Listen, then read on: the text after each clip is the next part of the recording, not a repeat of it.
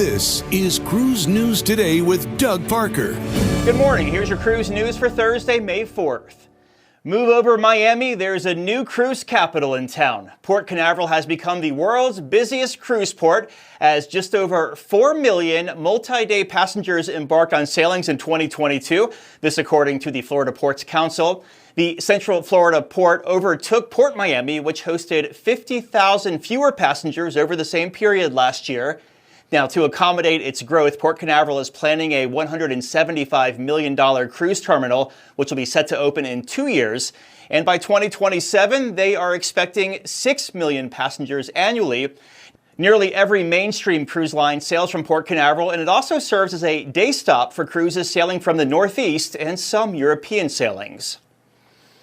And Carnival Cruise Line has announced details on the 2024 to 25 voyages aboard Carnival Spirit out of Mobile, Alabama.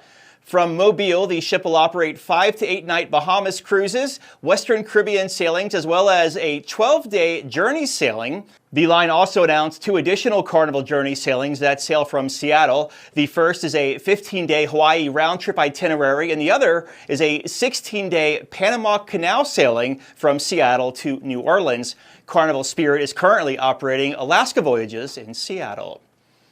And Viking's second season in the Great Lakes is in full swing this week. The line's expedition ship Viking Polaris arrived in Toronto on Wednesday, joining sister ship Viking Octantis for a summer of sailing the region.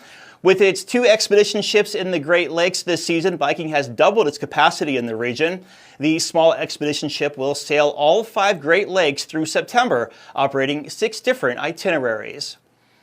And cruise line stocks were down on Wednesday. Carnival Corporation down 0.2%. Let's just call that flat, 9.43. Royal Caribbean down 1.1%, 67.08. And Norwegian down 1.6%, 14.14.